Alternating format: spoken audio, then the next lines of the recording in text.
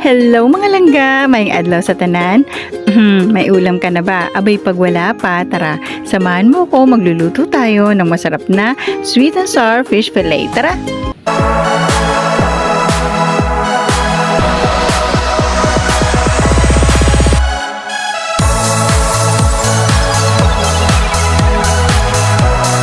First ay isa-slice ko lang muna itong aking nabiling Blue Marlin mga langga.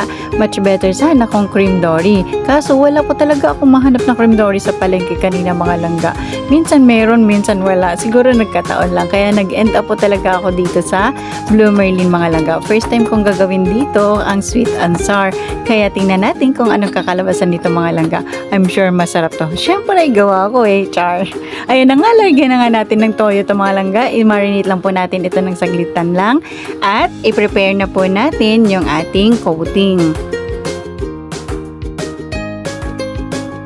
Then next po ay nag-prepare lang po ako dyan ng isang pirasong itlog at yung ating all-purpose flour. Pagkatapos ay dip lang po natin ito sa itlog. Then sunod po sa ating harina. So yung process ulitin lang po natin ulit. I-dip po natin ulit ito sa itlog. Then sa ating harina po ulit. Para pagka pinilito po natin ay mas maganda po ang kanyang itsura mga langga. Then next po ay ipa-fry po natin ito hanggang sa maging golden brown.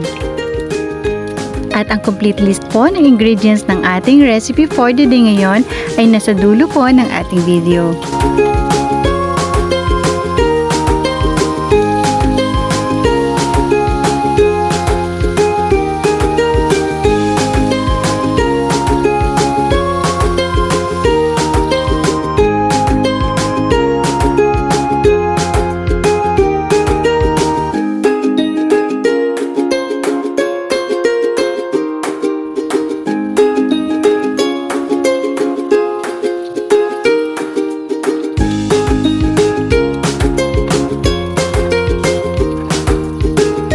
At sa ating sweet and sour sauce ay magko-combine lang po tayo ng pineapple juice.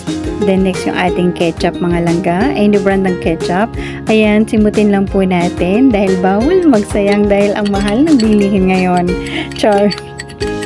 Then next po yung ating sugar. Ayan, didi lang po or wash sugar lang yun po yung ginamit ko dyan. Then next po ay naglagay lang po ako ng konting asin.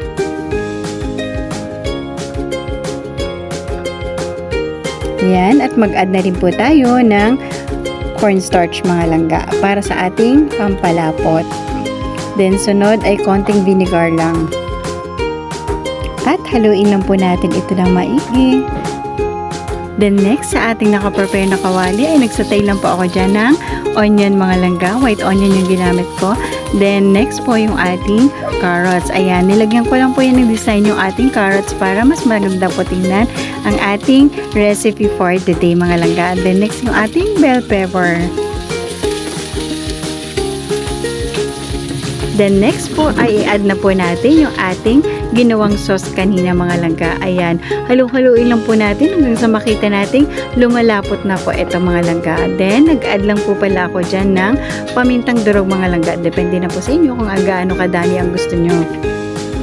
Then next po ay sunod na rin po natin. Ayan, kapag malapot na po siya, sunod na po natin yung ating piniritong fish fillet mga langga.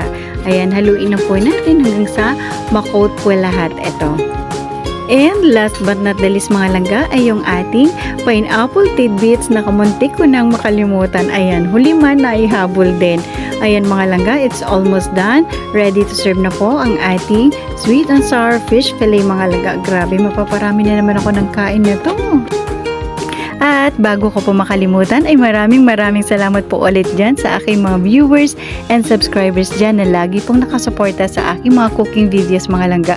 Again, madamag nga salamat sa inyong tanan. At shoutout nga po pala sa aking viewers dyan na si Ma'am Sheena Vlogs. Thank you so much po for your beautiful and inspiring comment ma'am. Mabuhay po. Tara kain po tayo!